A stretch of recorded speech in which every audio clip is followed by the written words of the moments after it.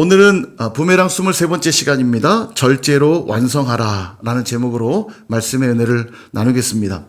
신학자들은 이 성령의 열매, 9가지의 성령의 열매 중에 절제를 제일 마지막에 둔 이유에 대해서 절제를 강조하기 위해서이다 라고 말합니다.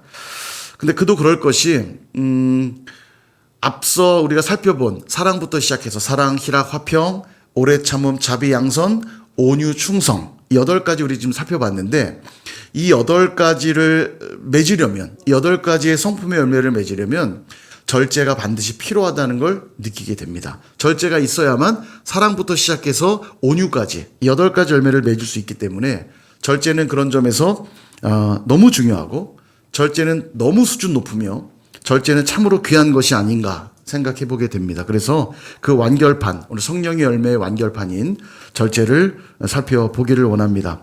절제라고 하는, 영어로는 셀프 컨트롤이라고 하는데, 절제라고 하는 헬라어 단어는 엔크라테이아라는 단어입니다. 그 뜻이 뭐냐면 욕망, 충동, 그 다음에 감정, 이런 것들을 통제하다라는 뜻입니다. 성경에 그런 이야기가 나오는데, 사도행전 24장을 보면 얼마 전에 우리 묵상한 내용이죠. 바울이 가이사랴라고 하는 지역에 구류되어 있을 때, 그때 당시에 총독이 벨릭스입니다. 이 벨릭스가 부인은 드루실라, 유대 여자였는데 부인은 드루실라고, 이 총독 벨릭스가 바울에게서 그가 전하는 도를 듣고자 하여 그를 불러내요. 그리고 바울은 그들에게 복음을 설명합니다. 그때 성경은 이렇게 기록하고 있어요. 사도행전 24장 25절.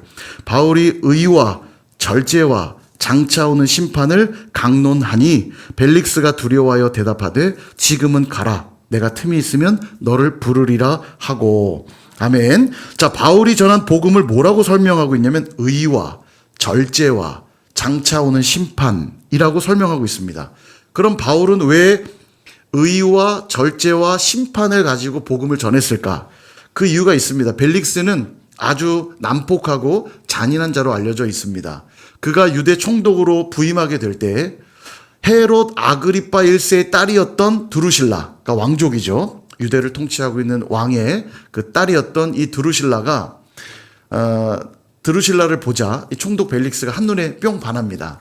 그래서 대시해요. 뭐든지 원하는 건 가져야 되는 아주 욕망 많고 욕심 많은 사람인데, 이 드루실라가 남편이 있는 여인임에도 불구하고 이 여인을 취하려고 합니다. 근데 이 드루실라도 욕망이 많은 사람이에요. 그러니까 남편을 벨릭스에게 가려고 남편을 버리고, 유대 여자였기 때문에 이것은 율법을 어기는 일이고 부정하게 되는 일임에도 남편을 버리고 벨릭스에게 시집을 가버려요. 그러니까 두 사람 모두 다 욕심과 욕망으로 충만한 똘똘 뭉친 그런 사람들이었던 거죠.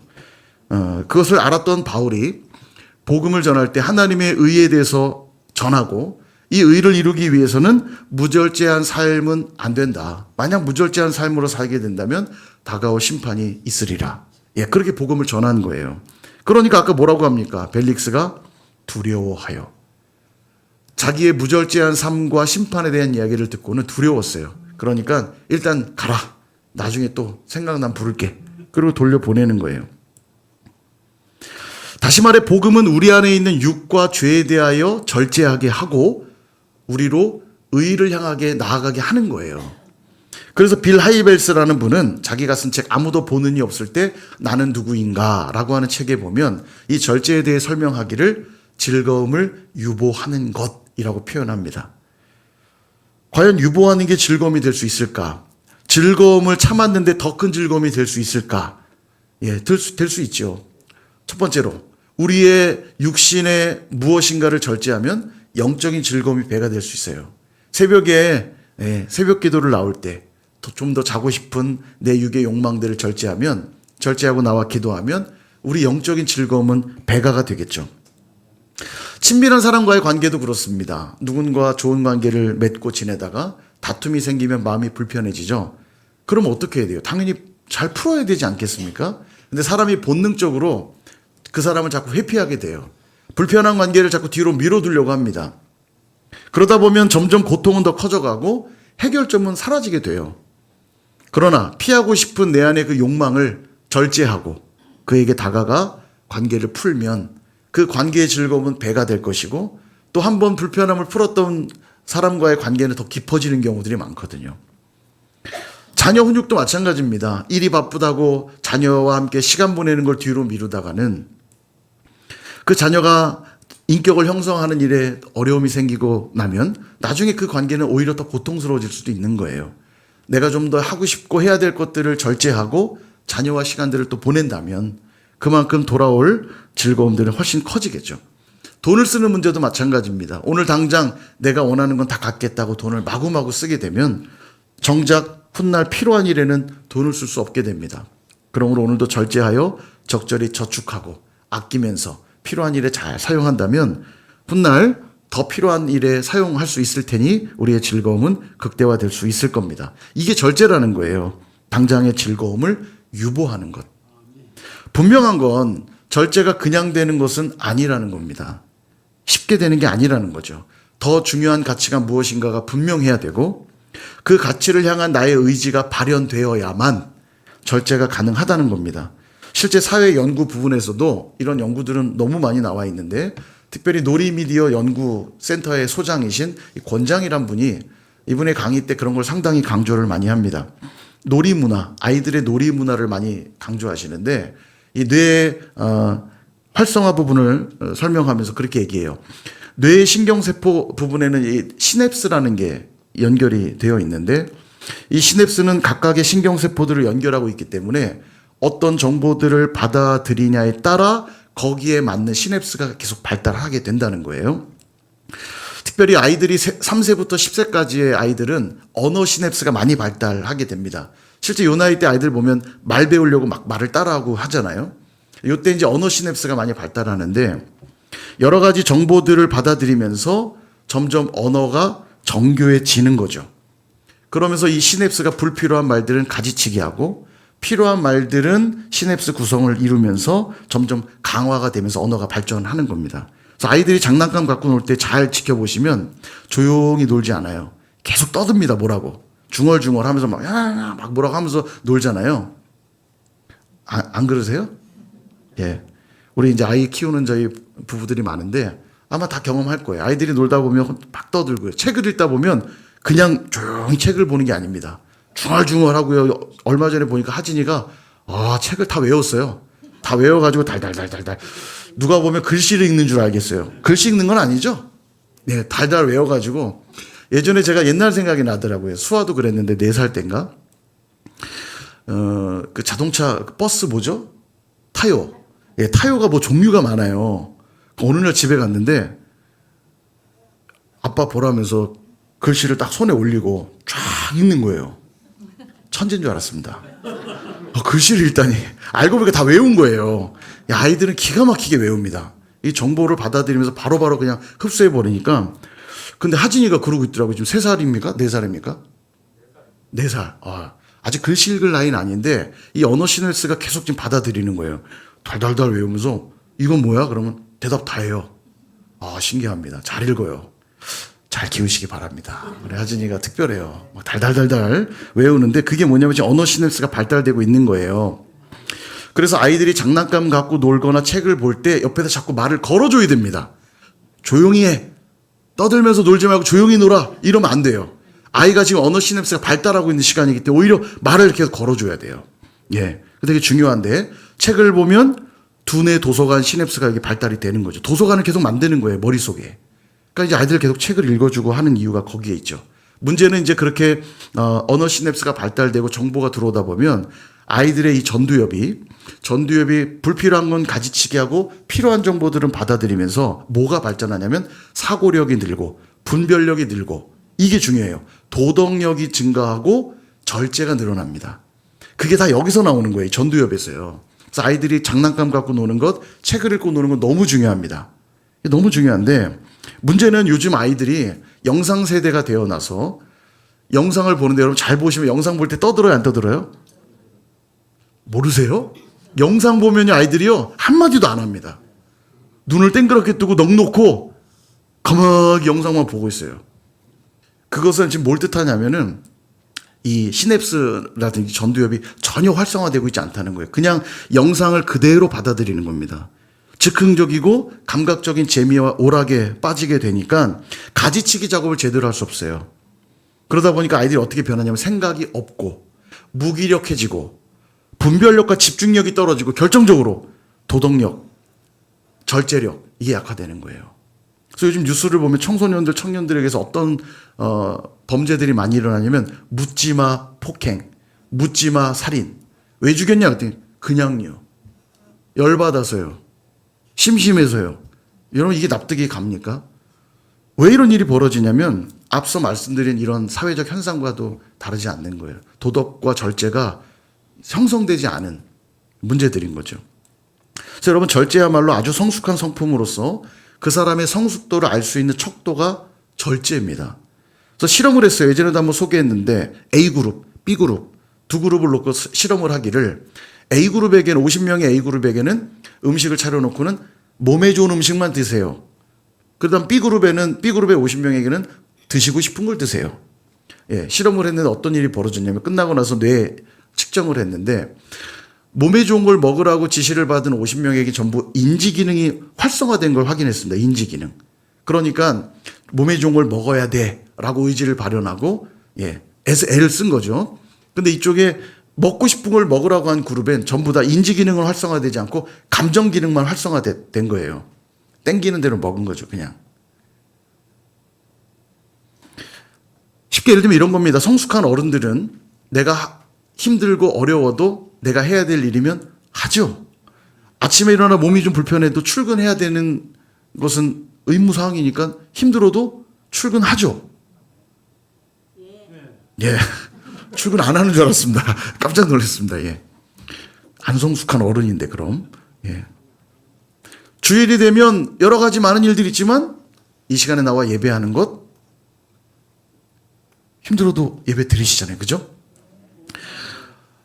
맛이 좀 없어도 그게 몸에 좋은 음식이라면 드시죠? 예, 먹어야죠. 우리 최순희 권사님. 예. 너무 쓰지만 내 몸에 좋은 약이면 먹습니다. 근데 여러분 아이들은 딱 반대예요. 이 미숙한 아이들은 몸이 아파도 약을 먹으라고 그러면 안 먹어요. 그죠? 어제도 우리 장모님이 수현이가 좀 기침하니까 약 먹으라고.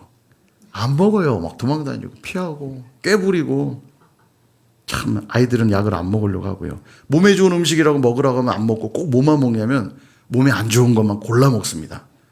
제가 아이들 데리고 물건을 사러 가서 보니까 또 느껴요. 야, 이렇게 몸에 안 좋은 물건을 많이 파나? 아빠 나 이거 먹어도 돼? 그럼 그건 안 먹으면 좋겠는데.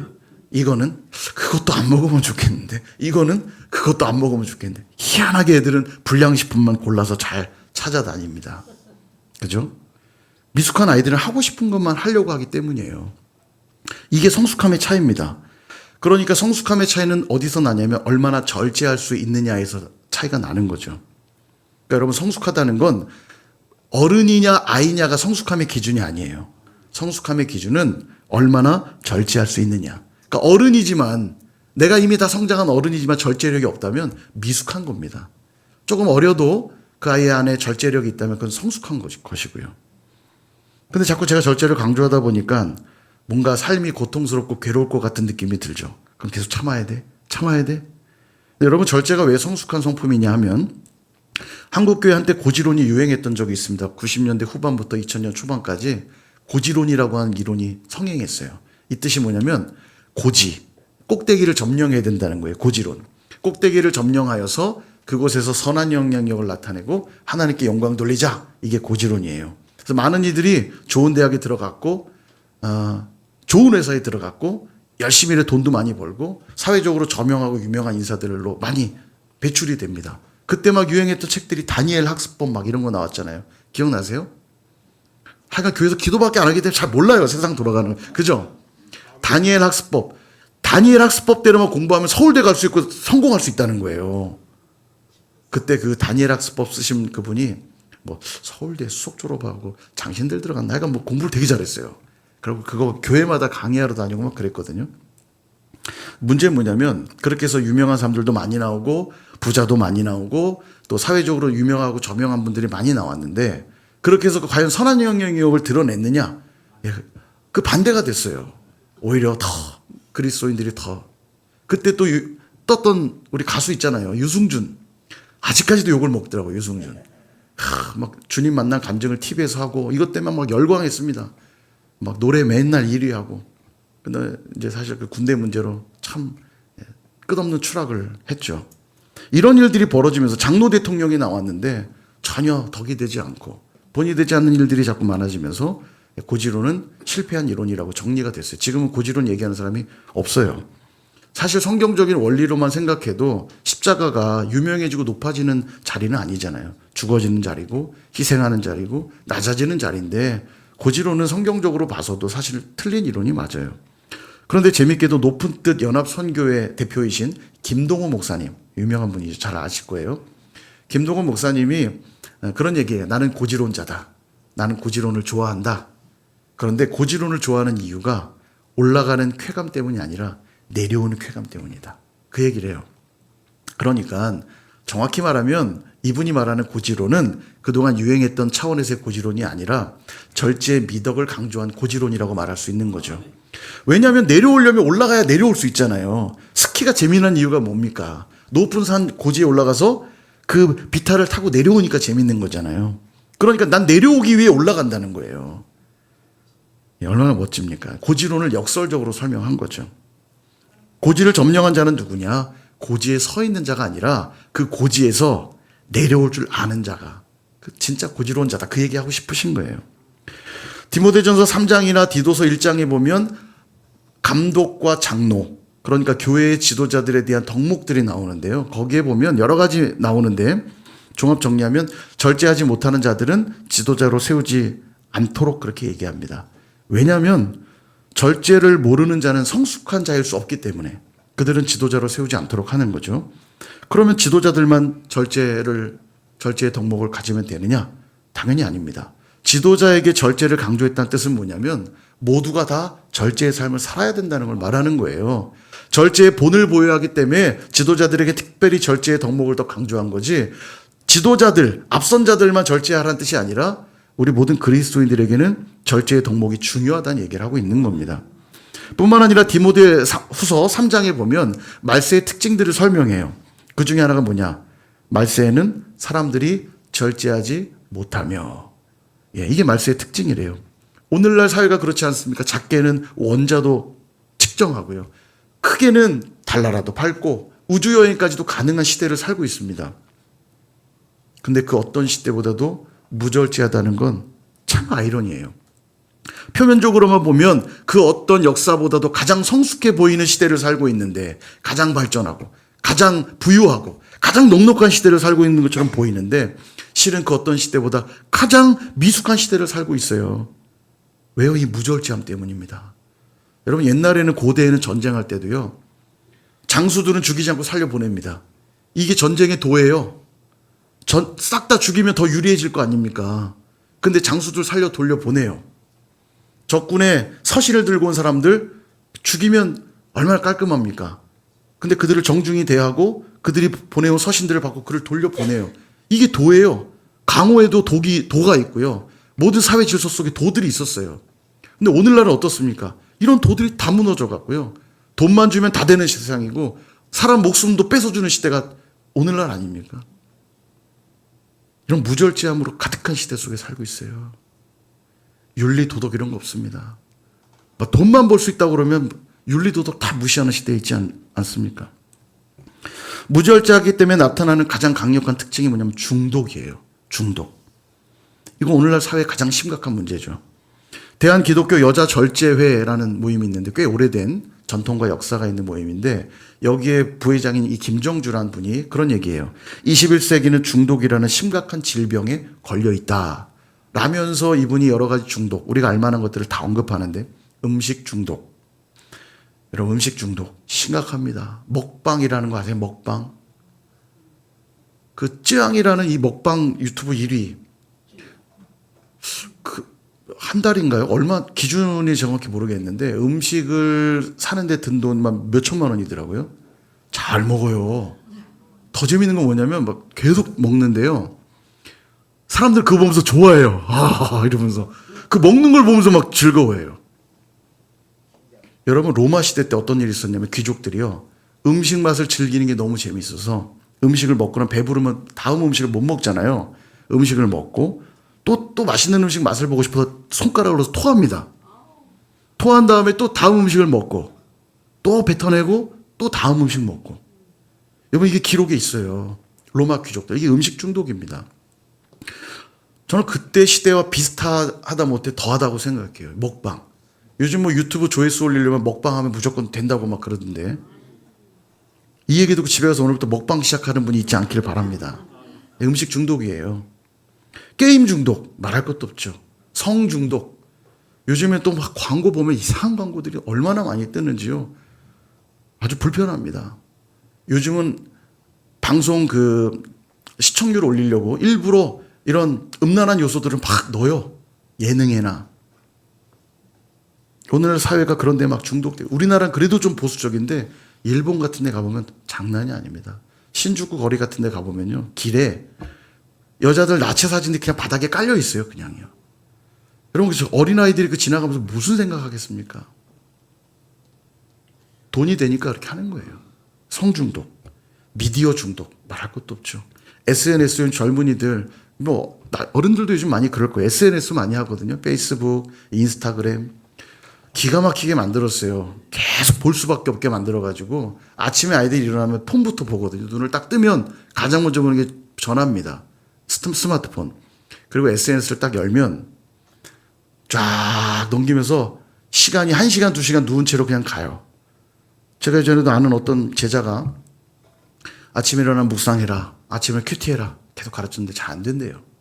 왜 그러냐 그랬더니 아침에 이렇게 자기 좀 일찍 일어나는 편이래요. 근데 왜 큐티가 안 되겠대? 일어나서 SNS를 딱 보기 시작하면 한두 시간이 그냥 뚝딱 간대요. 그러면 그때서 막 급하게 준비해서 출근한다는 거예요. 이게 잘 안 되는 거죠. 이게 미디어 중독입니다. 요즘은요, 쇼츠 많이 만들잖아요. 쇼츠 짧은 영상. 근데 쇼츠는 그 드라마나 영화의 핵심적인 것만 탁탁탁 추려서 만들거든요. 그리고 이제 스토리로 만드니까 요즘은 드라마를 쇼츠로만 보는 분도 있어요. 왜냐면 거기는 핵심 내용만 들어있으니까 드라마를 보면 다 재밌지 않잖아요. 재미없는 요소도 많거든요. 그러니까 풀로도 안 보고 쇼츠로만 보는 거예요. 여러분 그래서 도파민이 계속 나오는 겁니다. 슬픈 장면, 감동적인 장면, 자극적인 장면 골라서 드라마를 계속 보는 겁니다. 여기도 혹시 계시다면 끊을 수 있길 바랍니다. 쇼츠 중독 사회예요 지금요. 이게 왜 문제냐면 계속 도파민을 뿜어대거든요. 중독이 여기서 오는 거예요. 도파민으로 재밌게 봤어요. 그러고 나면 공허감이 찾아옵니다. 다시 도파민 분배가 안 일어나면 힘들어요. 그러니까 또 만지는 거예요. 또 넘기는 겁니다. 계속. 스마트폰 중독 심각합니다. 알코올 중독. 이런 중독들이 자꾸 발생하는 이유가 뭐냐. 이 김종주 부회장이 말하는 거예요. 절제가 빠져있기 때문이다. 뭐 너무 당연한 얘기죠. 그래서 누군가는 말해요. 절제는 세상을 바꾸는 작은 씨앗이다. 우리나라 기독교 역사가 그 증거입니다. 조선에 입국한 선교사님들이 조선에 들어와서 이렇게 지켜보니까 사회가 너무 혼란하고 너무 경제적으로 궁핍하게 살더라는 거예요. 왜 이렇게 힘들게 사나 들여다보니까 상당수의 가정들이 술과 담배, 도박에 빠져 있더라는 거예요. 이건 다 우리 기록에 있는 겁니다. 보면요. 심각했습니다. 남자들은 밖에 나가 술, 담배, 도박에 쩔어 있고 여자들은 이제 아이들 보면서 뭐 가정이 온전할 리가 없죠. 그래서 이 초기 선교사님들이 복음을 전하면서 세례를 받는 입교인들에게 뭘 가르치냐면 금주와 금연을 가르쳤어요. 하나님을 믿는 백성들은 금주와 금연해야 된다. 이거 가르쳤습니다. 그래서 한국교회가 전 세계적으로 금주와 금연에 예민한 거예요. 처음부터 그렇게 심어놨어요. 복음을 받아들일 때부터 이 중독을 끊기 위해서 우린 한국 기독교회는 이게 뿌리 박혀 있는 겁니다. 그래서 한국 사람들은 다 그렇게 생각해요. 그리스도인이면 술, 담배 이거 이제 조심해야 된다. 강조한 이유가 그것인데 놀라운 건 1910년도부터 시작된 교회 안에서 시작된 이 금주 운동이 사회적으로 번져가기 시작합니다. 이 절제 운동이 번져가다가 1930년이 될 때부터는 축처 폐지 운동. 당시에 첩을 많이 뒀거든요. 첩을 두면 안 된다고 하는 운동들이 일어나고 공창 폐지, 성매매도 너무 흔했고 이런 것들을 금지하는 운동들이 일어나고 미신타파 운동 이런 것들이 벌어집니다. 그러니까 교회에서 시작된 절제운동이 어디까지 이어졌냐면 사회개혁운동까지 이어졌던 거예요. 절제는 세상을 바꾸는 작은 씨앗이란 말이 정말 정확한 말이에요. 어쩌면 당연합니다. 여러분, 나라고 하는 완전한 우주, 완전한 세상, 여러분, 나라고 하는 이 세상을 바꾸기 위해서는 내가 해야죠. 나라는 세상을 변화시키지도 못하면서 이 세상을 변화시킨다는 거 얼마나 웃긴 얘기입니까? 여러분, 나라고 하는 세상을 변화시키기 위해 필요한 씨앗이 뭐냐면 그 절제입니다. 그 절제를 통해 나라고 하는 세상이 바뀌기 시작할 때 우리의 가정이 바뀌고, 우리의 일터가 바뀌고, 우리의 교회가 바뀌고, 이 지역사회가 바뀌고, 나라와 민족이 바뀌고, 세계 열방이 바뀌는 거예요. 나로부터 변화가 시작되어야 합니다. 근데 우리는 어떻게 해요? 늘 문제는 어디에 있어요? 너에게. 집에 가서 우리 가정 힘든 이유? 너에게. 우리 회사 힘든 이유? 너 때문에. 우리 교회 힘든 이유? 옆에 계신 분 맞으면 너 때문이라고. 맞나요? 예, 나 때문이에요. 늘 나 때문입니다. 내가 바뀌면 다 바뀐다. 그러므로 절제는 누구부터 이루어가야 될 개혁이냐면 나부터 변해가야 될 개혁인 것이죠.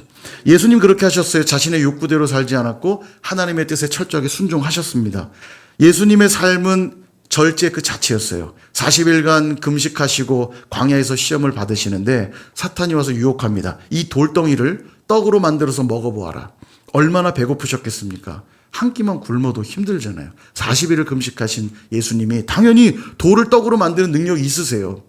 참 배고프셨을 겁니다. 이게 물질욕이고 음식욕이에요. 사단이 유혹합니다. 근데 말씀으로 물리쳐요. 사람은 떡으로 사는 존재가 아니라 여호와의 입에서 나오는 모든 말씀으로 살 것이니라. 말씀으로 절제하십니다. 그 성전 꼭대기로 데려가더니 네가 하나님의 아들이라며 뛰어내려봐.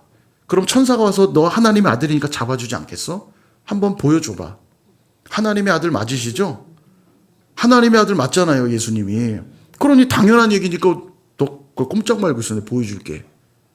할 수도 있지만 말씀으로 물리쳐요. 주 너의 하나님을 시험치 말라. 말씀으로 그 명예욕을 꺾어내십니다. 마지막 천하만국 영광을 다 보여주면서 내게 절하면 이거 내가 다 줄게. 권력욕입니다. 권력욕. 천하만국을 다 갖고 싶은 권력욕. 이 모든 건 하나님의 것이에요. 당연히 예수님의 것. 이거 내 거거든. 내가 가지고 내가 다 누릴 거거든. 하실 수 있지만 역시 말씀으로 철저해내십니다. 주 너의 하나님만 경배하며 섬길지어다.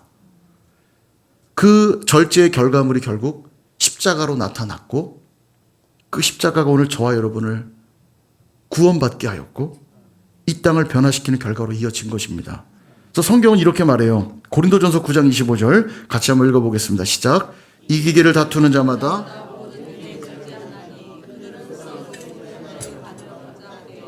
우리는 썩지 아니할 것을 얻고자 하노라. 아멘.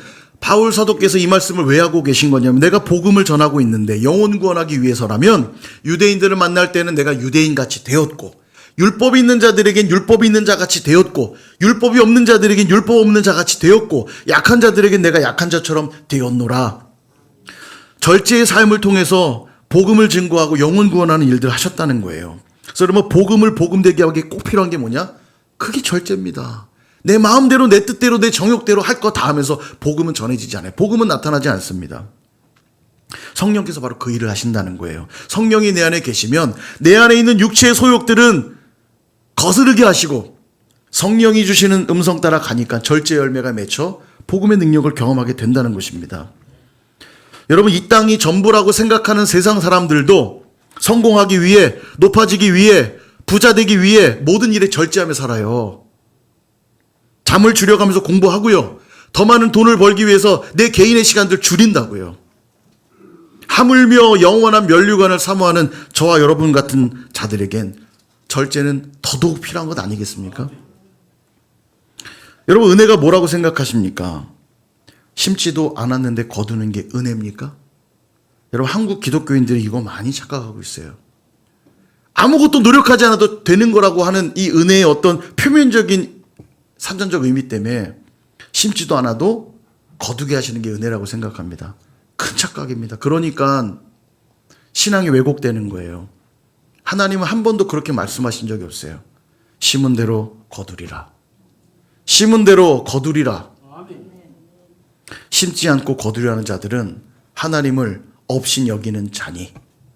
하나님은 절대 그렇게 주시지 않겠다고 말씀하셨어요. 근데 우리는 심지는 않고 자꾸 거두려고만 해요.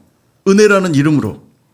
그러니까 자꾸 자기 기만적 신앙이 되고 외식하는 신앙이 되고 그냥 종교인이 되는 겁니다. 하나님 나라에 아무것도 심지 않고 하나님의 영광을 위해 아무것도 심지 않으면서 자꾸 달래요.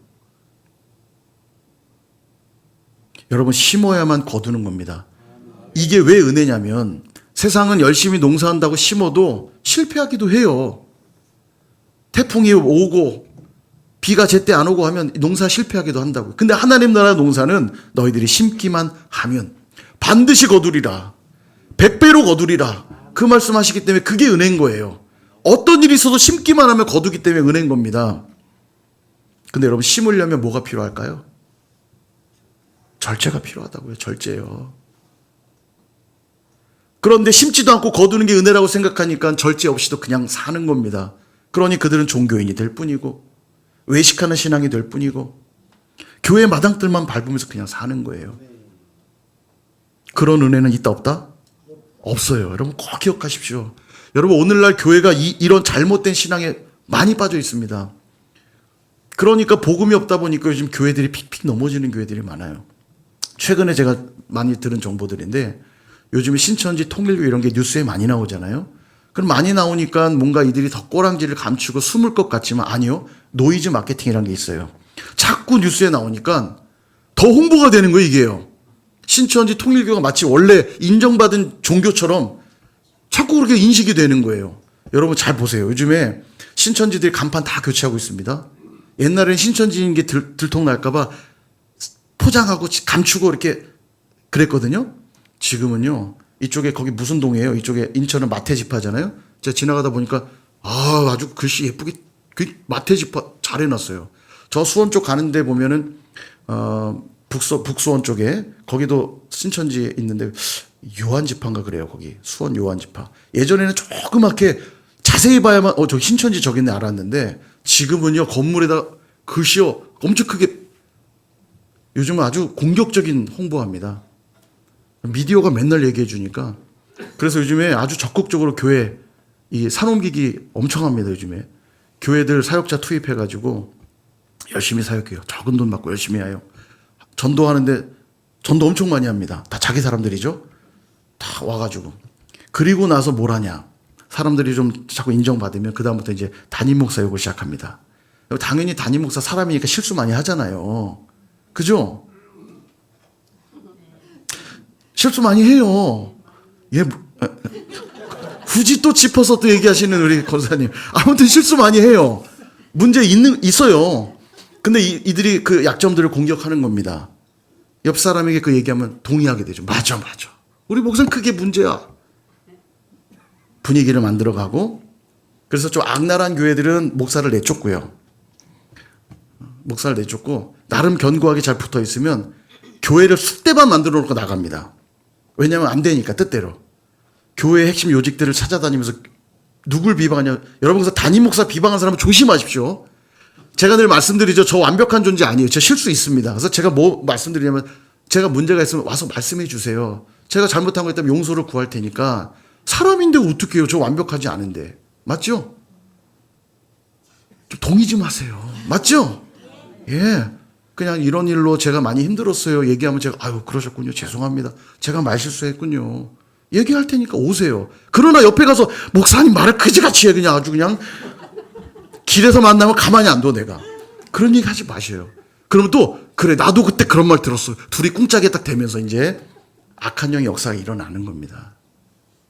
신천지 지금 빨리 나가세요. 지금 좋은 말로 할 때 여기 지금. 신천지 있으면 나가세요. 저희 교회는 함부로 못합니다. 담임 목사 말도 안 듣는데 말 듣겠어요. 그죠? 저는 마음이 아주 든든합니다. 꿈쩍도 안 합니다.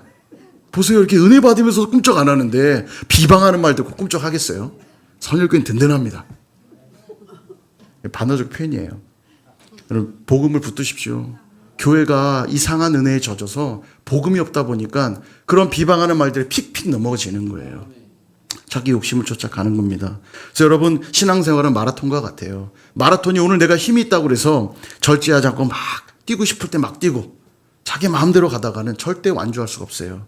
중간에 포기하게 됩니다. 마라톤을 완주하기 위해 꼭 필요한 게 뭐냐면 절제예요. 42.195km를 뛰기 위해서 내가 어느 구간, 힘든 구간을 위해 지금 힘을 아껴야 되고 조심해야 되고 그 구간들을 절제하면서 잘 조절해야만, 완급 조절을 잘해야만 완주할 수 있는 겁니다. 우리 인생의 마라톤에도 필요한 건 절제예요. 사랑하는 여러분, 라틴어에 까르페 디엠이란 말이 있습니다. 현재를 즐기란 뜻이에요. 되게 좋은 말이죠. 다가오지 않을 내일만 기대하지 말고 오늘 주어진 삶에 충실하고 즐거워해라. 되게 맞는 말처럼 들립니다. 근데 이게 왜 나온 말이냐면 옛날 쾌락이 진짜 선이라고 가르쳤던 에피쿠로스 학파에서 나온 말이에요. 이 까르페 디엠은요. 그러니까 네가 오늘 즐거우면 그걸로 충분한 거야. 딴 거 생각하지 말고 오늘 즐겨. 좀 질문하고 싶어요. 현재를 즐기고 오늘을 즐기면 행복한 겁니까? 우리는 어떤 자냐면 하나님 나라에 소망을 두고 사는 자들이에요. 그래서 오늘도 내 안에 있는 욕망과 쾌락만을 위해 함부로 살지 않습니다. 그것들을 참아내고 절제하며 반드시 나에게 올 그 하나님의 나라를 소망하며 사는 거예요. 그래서 오늘도 우리는 절제하는 것이고 무엇에 힘을 쏟아야 되는지를 알고 거기에 힘을 쏟는 거죠. 근데 이게 사람의 힘으로는 어려워요. 불가능합니다.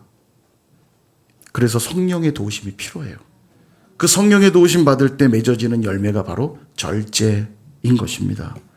말씀을 정리합니다. 이제 9가지 성령의 열매 우리 다 살펴보았어요. 사랑, 희락, 화평, 오래 참음, 자비, 양성, 충성, 온유, 절제, 사희화, 오자양, 충원절. 다 기억하시죠? 한번 해볼까요? 사희화, 오자양, 충원절. 9가지에서 살펴봤는데 다시 한번 강조드리지만 이건 9종류의 열매가 아니라고 했습니다. 9가지 형태를 띤 하나의 열매라고 그랬어요. 하나의 열매. 성령의 열매에는 이 9가지 형태가 다 드러나는 것이에요. 그러므로 여러분, 이 9가지 열매가 우리 안에 다 창착이 돼야 돼요. 성령이 내 안에 역사하시면 우리 안에 사랑도, 희락도, 화평도, 오래 참음, 자비, 양성, 충성, 온유, 절제가 다 나타나야 되는 겁니다. 특별히 오늘 절제가 완결판이라고 제가 말씀을 드렸는데 정말 그렇습니다. 사랑이 없이는 우린 희락이 불가능하고요. 사랑과 희락이 있어야만 화평할 수 있어요. 오래 참음이 있을 때 우린 자비로울 수 있고, 오래 참음과 자비가 있는 자들에게 나타나는 게 양선입니다. 선을 행하는 거예요. 선을 베풀고. 그들은 충성할 수밖에 없고 신실하고 믿을 만한 자로 살게 돼 있고 온유하게 돼 있어요. 내 마음대로 살지 않고 하나님의 통제를 받으며 살고. 이 모든 것이 완결되어 나타나는 완결판, 성숙함의 완결판이 바로 절제인 것입니다. 그러므로 이 모습들을 내가 한번 만들어 보겠다고 해봐야 우린 짝퉁이 될 수밖에 없어요. 철저하게 성령 안에 거할 때 그 성령은 우리로 이 9가지 형태의 성령의 열매를 맺게 하실 줄로 믿습니다. 이 9가지 늘 기억하시면서 성령의 열매를 맺어서 하나님께는 영광이 되고 서로에게는 큰 기쁨이 되는 저와 여러분 다 되시기를 주님의 이름으로 축원드립니다.